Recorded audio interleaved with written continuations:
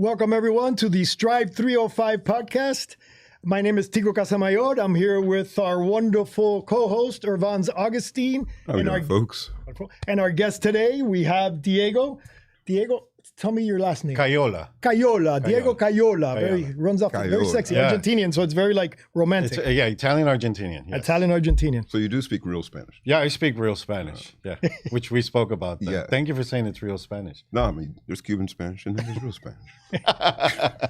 The exciting part of our podcast today is Diego serves multiple roles when it comes to the Strive305 initiative. He is an ambassador, so he's one of our ambassadors. He's one of us. He is a resource for Strive305, and he's also a small business. Yes. So you do a little bit of it, or you're part of the whole Strive305 initiative from beginning to end. You give us a taste of all of it. Yeah, exactly. Yeah, and then he owns the Florida Marketplace Florida Marketplace Group. Yeah. And then you're also a publisher for the Miami Beach Magazine. Life magazine. Yeah. Right. So you're going to be. Ervans has got a lot of content to share today from him. When do you sleep? I don't. I have 5 kids, married with 5 kids. Five too. kids? So yeah. 5 kids? 5 kids. Wow, that one I didn't know about him, and I thought I knew everything about this guy. Yeah, 5 kids. Wow, that's excellent. Well, okay, before we get going, before I pass it off to Ervans, a couple of little notes. We're working on some things. We've mentioned the XM radio. We're going to be going national, I think. I don't even know if we are already. Yeah. It's coming soon, if it hasn't already. We have, we're doing some work with Mega TV, so we'll announce that once that's final, but that's going to be exciting, doing, what did you call them, remote pop-ups for small businesses? Remotes. That's going to be huge once that gets going. And we also have something, you saw it with me last night on the chat. They're putting together Strive305 ribbon cuttings for new business. Oh, yeah. Yes. Digital. Saw that? That should be fun. That's right. You're both, all 3 of us are in the chat together. So I'm excited about that because that's like my... That's where I started my craziness, doing ribbon cutting. Yeah, it's fun to highlight small businesses. So that's very cool. So very But excited Mega TV? Mega TV, something's happening. Mega I just TV? don't know if, I don't even know if I'm supposed to be announcing it yet, but you know me. I always get in trouble for talking too soon or talking too much. Or all of above. But we had a great time. We did a walkthrough last week. It was great. Studio's beautiful. I mean, when I started in the advertising industry 25 years ago, Mega TV was just this little station trying to catch up to Univision and Telemundo, and now it's kicking ass. It's doing really good. Yeah. So that's exciting. All right, so before I let you two go off into your rant, let's do our Miami Minute, our famous Miami Minute that we have now. Miami Minute. Welcome to the Miami Minute. Bite-sized news, insights, and history, and random Miami facts for your day. In honor of our guest today, who happens to publish Miami Beach Life magazine, we're putting together a spotlight on some of the lesser-known stories hiding behind the sun, sand, and sparkle on Miami Beach. Let's start from the beginning. When it was first incorporated in 1915, the city name was originally called Ocean Beach, after the company had started building the island, but just a year later, it was changed into the now famous Miami Beach, which I personally think works a whole lot better. But beneath the Art Deco glow and pastel skyline is a deeper story, one of segregation, survival, and some real serious cultural transformation. Miami Beach has a real deep Jewish heritage today, but that wasn't always the case. In the early 1900s, the city was actually really very, very segregated. Miami Beach residents, black residents, were only allowed on Virginia Key Beach, and Jewish residents were only limited south of 5th Street.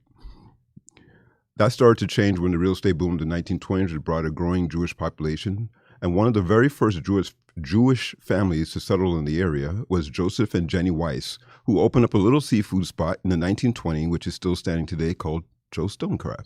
Oh, wow. By the 1930s, the Jewish families had built their own resort community, kosher hotels, synagogues, and hospitality that made Miami Beach the very first major Jewish, I cannot say the word, resort destination in the U.S. by 1960. After World War II, Miami Beach became a national center for Jewish life, and with that population, the population jumped from 9,000 in 1940 to 134,000 by 1960. Wow. That's a lot of kids. Yeah. And speaking of World War II, from 1942 to 1945, Miami Beach transformed from a party town to a full-blown military training hub. Over 500,000 soldiers trained here. Hotels returned to barracks, and the boardwalks returned to marching grounds, and the beach became a literal boot camp. And for some of the music history buffs, you can't say Miami Beach without mentioning the Beatles. I guess all of us, well, we weren't there, but all of us actually remember the Beatles. Everybody underneath 25, go look it up on YouTube. In February 1964, just days after their U.S. debut, the Beatles played their second ever U.S. concert right here in Miami Beach. They stayed at the Deauville Hotel, which I think they're renovating, rebuilding right now. They knocked it down. It's knocked down. But they're going to replace it with the similar new buildings there. Yeah. Hopefully they do something similar. That should be something that keeps the history. But the Beatles stayed there and filmed their second ever Ed Sullivan episode. And finally, it wasn't just real estate and nightclubs that put Miami Beach that brought Miami Beach back to life. In 1984, the debut of Miami Vice turned the city into a global pop cultural phenomenon. Neon lights, Ferraris, and Phil Collins, and yes, thousands of guys suddenly wearing pastel suits with no socks. That was you, wasn't it, Tico? I was one of them. You're still wearing a suit. You have a pastel suit? I'm sure you do. Sure I do, yeah.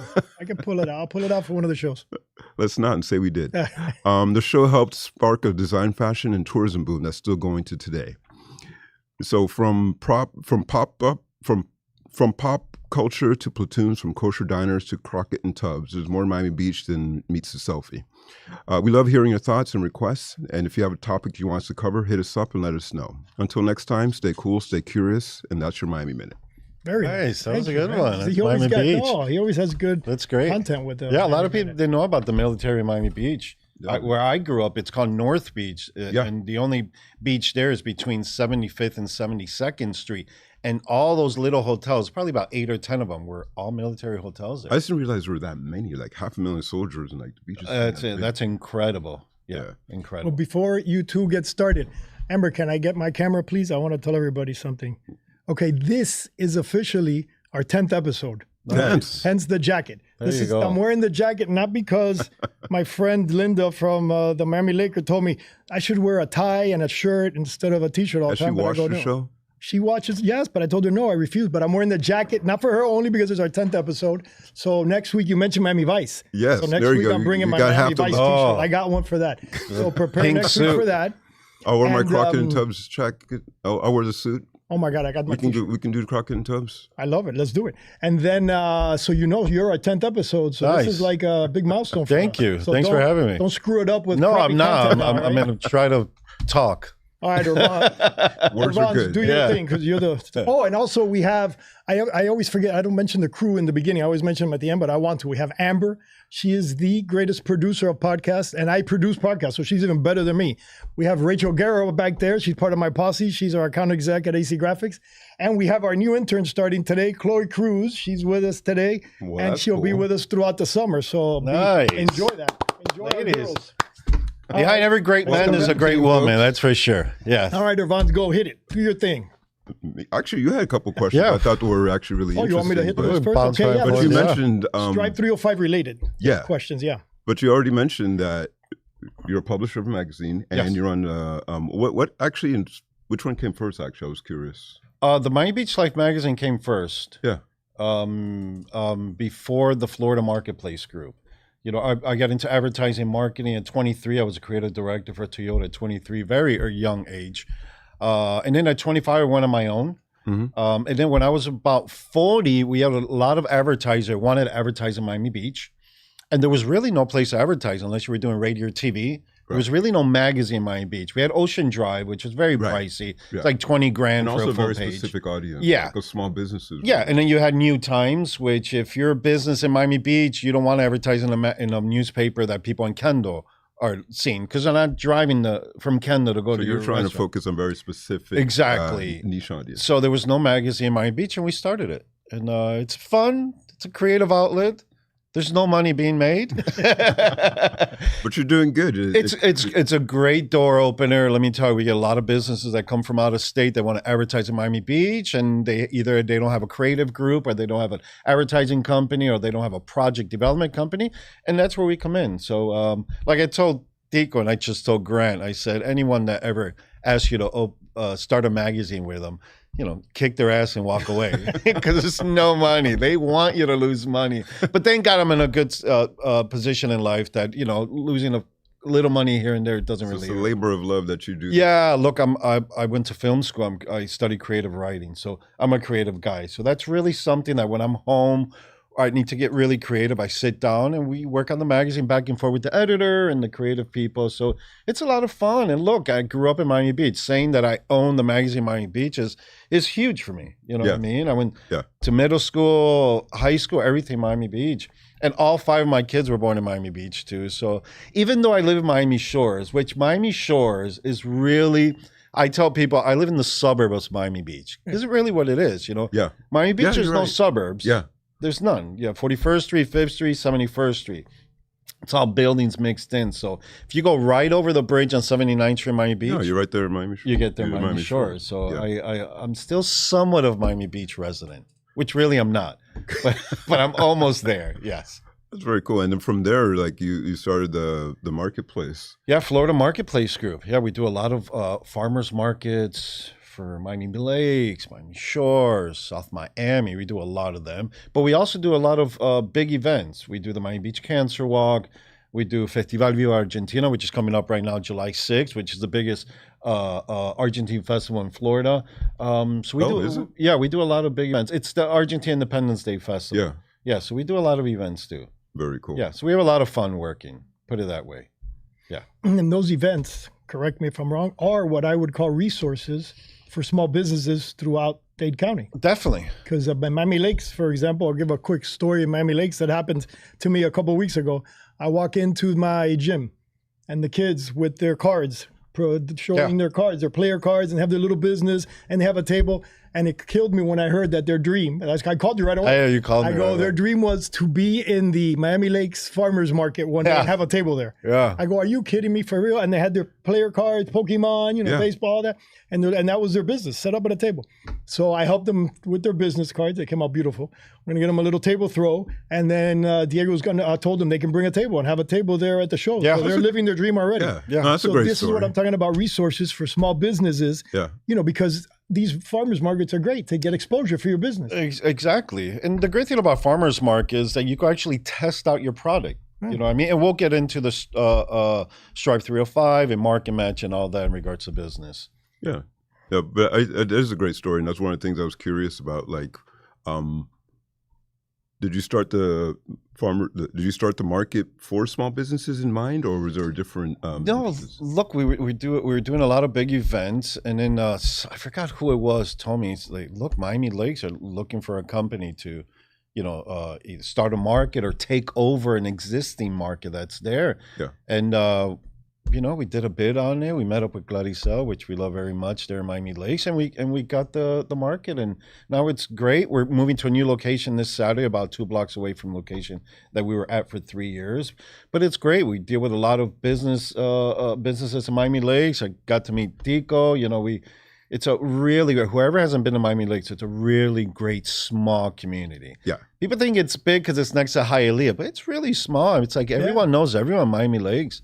You can't do it. And then the new location is next week? Yeah, next Saturday? week. Yeah, it's Meadow Park. There's the perfect time for everybody to go and check it out. We're going to do a little ceremony, cut the new location, and you're going to love the new location. It's canvas. We got a canvas of trees. Big, beautiful tree right there. Next door with a little lake. Really beautiful. It's going to be beautiful. So there's a chance for all of you to go and check it out. This is the perfect week. I think it starts at 10 a.m. 10 to 5. 10 to 5. Yeah, and we're doing the ribbon cutting at 11. 11, okay, perfect. So it's great. And come out there. You'll see a lot of Miami Lakes businesses out there. How many small businesses are at your or part of the marketplace? We do about 50 to 60 a week. Oh, okay. Food trucks too. Yeah, we do food trucks. I would say 10 of them are local Miami Lakes businesses. Yeah.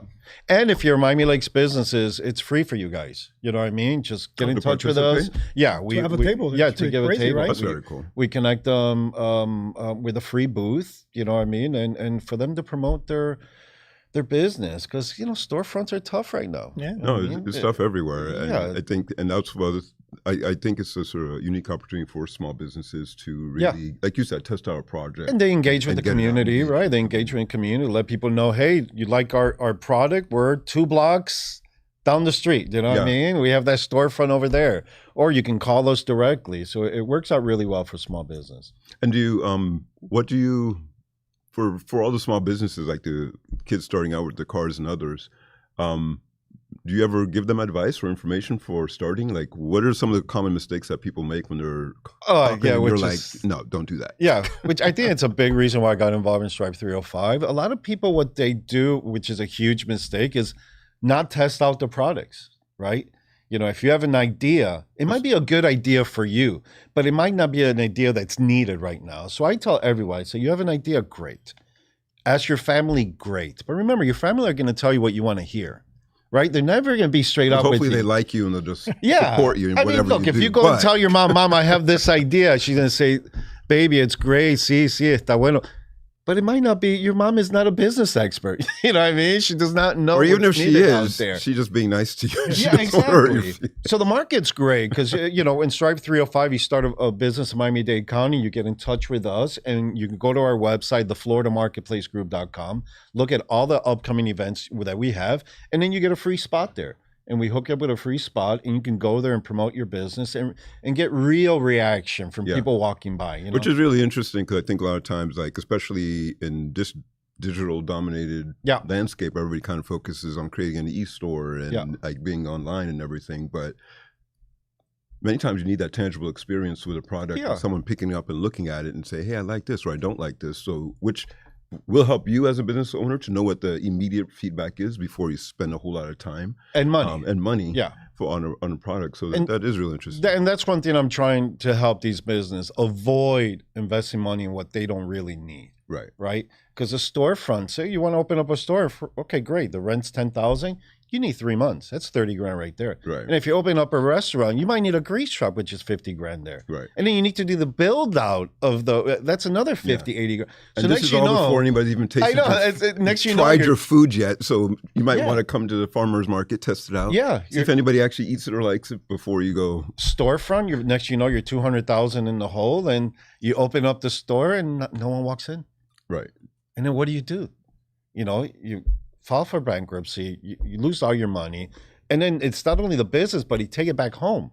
You give your family an attitude, your wife or husband an attitude. Take it on the. It's just that, you know, the downward effect. It's much more than just ruining your finance and your pocketbook, but it also affects your family as well. So we really let people know before you make this huge investment. Make sure you test out the product. Ask a lot of people around. Make sure the logo looks good. Make sure your presentation is ready. You know, and make sure you have some disposable income in your bank account because you're a business owner. Things are going to pop up. That's going to take 5 grand there, 10 grand there. You know what I mean? And it gets to the point that, you know, you can't ask your family for any more money. The bank won't lend you any more money. And then that's it. Bringing it back around to Strive305, the hub, our website. Yeah. Because he brought up all these points. And one of those points that causes businesses to delay an opening when you have a brick and mortar is your plans, your planning, and you're getting your approvals and all that. And that's another thing. I know I bring it up every week, but I love what we have on the site, the AI software that will read your plans and give you a readiness report before you submit to the county. Yeah. And it'll actually help you fix all the little minor things that'll cause those plans to go back and forth. So that's critical for a new business. If you're opening up a new brick and mortar, if you're going to submit plans to get them approved by the county, put them through the Strive305 website's AI. It's comply. Time is money. Co-comply. And it'll give, you know, within 48 hours, they promise to have a readiness report back to you. So you can just fine tune all the little mistakes that might have been made by the architect, by you, by the builder. Fast. Like I was talking to somebody last week and then they were waiting 1.5 years for some of their permitting to go through. Unbelievable. Imagine 18 months of rent. And they're still paying that rent, right? Yeah. They're still paying that rent. And you're not even making any money, right? So like it's that could really be huge and impactful for small businesses. Yeah, very stressful. Yeah, yes. But I love the table at the farmers market for it's great, And remember, it's not only farmers market because we do like the Argentine Festival and all these events. We just finished doing South Beach Film Festival. It was a 3-day film festival. It was great too. We had a couple of businesses out there promoted. So it's not only for anyone that's watching. It's not just markets. It's events all over South Florida that we focus on. Very nice. And then the Strive 305 there's 3 things I was told to ask you by my bosses above, so I'm going to ask you. If not, I might get in trouble. I'm not going to mention the name of my boss, man. He said Anthony Bonami, Mayor Living Cava. I'm not going to say their names because I don't want them to think that I'm calling them out. So Strive305 Matchmaker Program. What's that, and what's happening with that? So Strive305, you can go to the IG account, get in touch with a Strive305. You go on the website, and basically, if you open up a business in Miami-Dade County, you can go to our website, and like I said, look at all the events coming up, and then we match you with the correct market for you.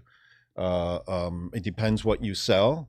Most of the markets that we have, you sell everything, but some markets you can't sell food and stuff like that. We just signed a contract with Westland Mall. This is countywide? Yeah, Miami-Dade Countywide, Wow. yeah.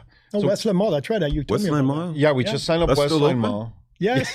Yes, it's No, I was there in the mid Hey, 80s. Hialeah's Yeah, it's still Hialeah's open. my It's still sister open? city and my hometown. So Yeah, don't be talking Well, shit about Charlie, a Hialeah. lot of You live in tough guys Miami Lakes Hialeah. now. Doesn't matter. Miami Lakes is Hialeah with a tie. Yeah, they're Everybody right with- next to each As other. soon as you We're make all some family. money, you move to Miami Lakes. Yeah. Yeah, Is that back the and forth. requirement? Sometimes you move to Hialeah. It just depends on what you want to do. And My business first is in job, when I Hialeah. first moved down to Miami, was in Hialeah. Yeah. I had to lie to get it, but that was my first job. It was McDonald's on 7155 West 4th Avenue. I don't know why I remember that. Just random, useless information. But No, but that's great. City of Progress, Hialeah.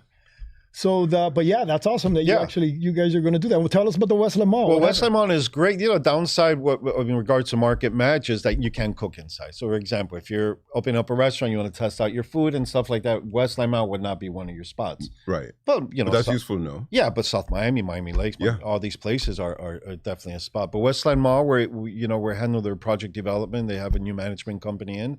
So we're doing the farmers market there starting at the end of June on Very Sundays. And then we're doing food truck nights there starting on Thursdays. Ooh, nice. Starting next month. So those are little things we do. We do a lot of work with the Dolphin Mall, with Vivo. City Place is also a client of ours as well. So our focus is pretty much project development, right? Yeah. If you're a new management of the mall, you will call us and say, Diego, our Thursday is dead, our Sunday is dead. We need help. What can you guys do to bring in more walk-in traffic? Yeah. That's where we come in and give ideas. That's very cool. Excellent. And the Strive305 Walk and Grub, is that the same? Strive305 Walk and Grub. So we have a company called walkandgrub.com. So it's a walking food festival. So basically you pay $25 and we pick little small locations, usually a location that there's restaurants within a mile from each other. So we do Lincoln Road, we did Merrick Park, we do City Place. So instead of bar hopping, you just food hopping. Yes. And we It's like really the- got away from the whole bar hopping just because I had a bad experience about 10 years ago in Key West. I did one of those beer crawl and it was horrible because it was 50 people with you and you had to wait in a crowd of 50 people to try a little beer. And I said, I'm going to change this whole thing around. So I did a walking grub. It's a non-group, non-escorted walking food festival. Okay, so you can take your time. It's from 6:30 to 8:30. You can start at 6:30. You can start at 7:30. Yeah. There's a check-in location. You come in. We give you a map of all the restaurants involved, a wristband, and you're on your own for 2 hours to walk around for all these restaurants. And you can bring the kids. You bring the kids. It's a great date night. We just did in City Place Doral. It was great. So the Walk and Grow, we're starting in Hialeah and we're starting in Homestead. Oh, Yeah. excellent. So it's great. Yeah. And it's a great way to promote your restaurants. It's free for the restaurants to be involved. Where in Homestead are you guys? In the downtown. In the downtown yeah, area? downtown area. But it's free for the restaurants. They don't have Yeah. to pay for it. They have to provide a small palm size sample. Right. And the great thing is that people walk there, you give them, let them sample your food, you give them a flyer, you give them a coupon. You know, the whole focus of this is to have that And it's return so fun. customer. And what's the physical distance you require? Within a mile. Within a mile? Yeah, within a mile, which is not bad. I mean, you get 10, 12 restaurants within a mile. Yeah. And the thing is, you're walking and talking. Right? Yeah.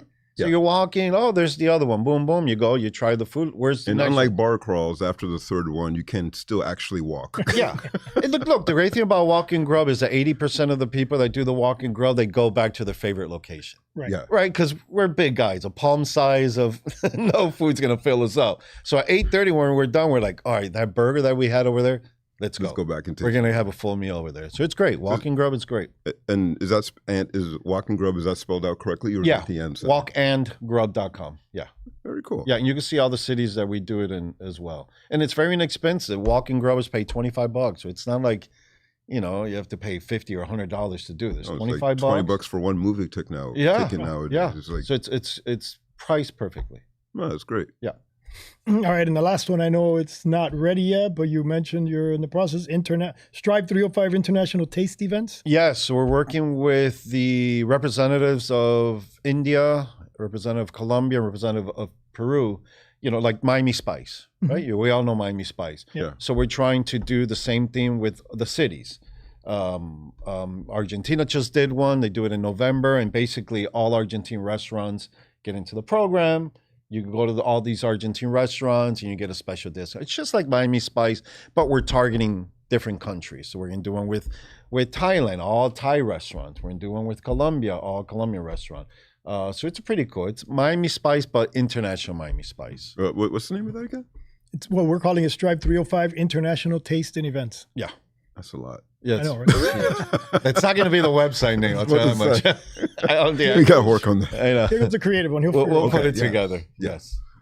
No, but that's really interesting, and I think that also, like, what are you guys thinking of doing as part of like the World Cup coming up and everything? You're Argentinian, so Yeah, so we have I think you're required. Look, I tell people I'm Argentina. I was born with a piece of steak in one hand and a soccer ball in another one. You have no choice, you know what I mean? It's like you're in the family. So Just make sure you eat the right one. Yes. So we developed Fan Zone 305 with Fernando Fiore. He's the voice of Inter Miami, and Alex Avellante. She's part of the soccer programs in all around the world. So we all know that Miami-Dade County is very involved in FIFA, but Miami-Dade County is only doing the events in South Beach and in Bayside. Right. So you have 38 other cities that want to be involved. So that's where we come in. So Fan Zone 305, you could hire the program, and we find a park in your city, and we just develop a huge soccer experience with ex-soccer players, things for the kids, forums, speaking engagements, anything that has to do fun soccer experience. So we're developing that right now with Manny. We're in talks with Manny. So, because look, if you're mayor, say of Miami Shores or Miami Lakes, and you see that the city is doing all these big events, they're projecting to have 1 million people. Yeah, for that. but you guys are they'll be like, why are they coming to my Yeah. city, right? Right. So that's when you get in touch with Miami-Dade County, and they'll let you know, well, look, we don't have the budget for you right now, but there's Fan Zone 305. Talk to them and see what you can do with them. So, but all the cities that are watching this, remember, the FIFA was made possible to be made in Miami-Dade County because a certain percentage of every city, they took money from every city in Miami-Dade County is invested in FIFA 2026. So for all you mayors and commissioner out there, remember that you already put money should be able to have some type of soccer experience or Mundial in your city, because money came from your taxes. A lot of cities don't know that. So hopefully I didn't get anyone in trouble, but hopefully I made a lot of people happy, right? With knowing this information. That's right. Yeah, exactly. Or they just haven't thought about it. Right. Time moves fast. Like, Yeah, look, it's next year. Yeah, literally. Yeah. And this year's half over, so. Yeah. That's awesome. That's fascinating. Oh, very exciting. Great well, stuff. I told everybody this guy was going to be a well full of knowledge, and he keeps everything we ask him. He's got information for, and again, small business help is what we love. Oh, that's we're about. really what we love. And that's what he loves too. And I know him because we've been working together for a while now. Yeah. And that's all we end up doing. We always get calls from the Main Street merchants, for example, or from the Grahams also. Always, to help out. And we want every business to be successful, right? I mean, people put their heart and soul and all their finance in it. Yeah. And we want all of them to be successful. And small business is really the backbone of the economy. And those are the mom and pops. Yeah. These aren't people with millions of dollars in the bank say, oh, let's try this out. No, they're putting their entire life in there. And I love my vendors and my markets because they get up at 5 a.m. They're at the market at 6 a.m. They work till 5. They don't get home till 9 p.m. And these are all hardworking families that show up there with their kids and stuff like that. So, I mean, that's where my heart is at. Yeah. Yeah. That's awesome. All right, excellent. So again, if you have a ton of more information, you have a lot of more help you can give. How do people get a hold of you? Diego at thefloridamarketplacegroup.com, or just check out thefloridamarketplacegroup.com. You can also check out our project development company, which is Cross-Minded Group, or just go to Strive305 IG, right? Get in touch with our man right here. And Strive305 hub.com is our website. He's a resource on there as well. You can find him through there as well. And I go, that's it. We're out of time already. This one felt like it went by in 5 minutes. No, Yeah, it was. it flew by. We have Crazy. 1 minute. Yeah, that's why I'm saying, if you want more information, reach out to him. If you want to know how to look good and, handsome, reach out to Irvan's. If you want to know where to get funny t-shirts, come to me, right? Yeah. Or glasses. All right, let me do my thank yous to everybody. The reason Strive305 initiative is here and exists. We honor our people. Yep. Obviously, the Mayor Levine Cava, for putting the initiative together. Manny Sid, my former mayor, for actually, I'm not supposed to say his name because he doesn't like to be thanked, but I'm thanking him anyways because he's leading Manny? this whole thing. Yeah. Manny, that guy. Don't say Manny. The Don't Say Manny guy. Got it. Anthony Bonami, who's also been a big part of this. I hear he might be moving on to bigger and better things. We got that speech the other day, but he'll still be there for us because it's crazy. Everything I ask him for Anthony, for help, business, call me, small businesses. I don't know how to solve the problem. No, he's the one I called too. And I reach out to him instant. Yeah. So, makes me look great. Yeah, so this is a guy you want to be friends with. Great guy. Obviously, the one I really hate to mention, my twin brother, Grant Miller. Right. And his cool brother, Michael Miller. Thank you for the Use Community News Studios. Studio This looks is his great. studio. Yep. Studio looks great. And our producer team. Yeah, I'll mention them again because Amber, she doesn't like to be mentioned. But without her, this wouldn't even look good. I mean, look at what she does to me. I look much uglier in person. She does this with the camera somehow. She uses a filter on you? Yes, and then my posse that came with us today, Chloe and Rachel, again, mentioning them. That's so their mothers are happy with me because they love hearing their kids' names.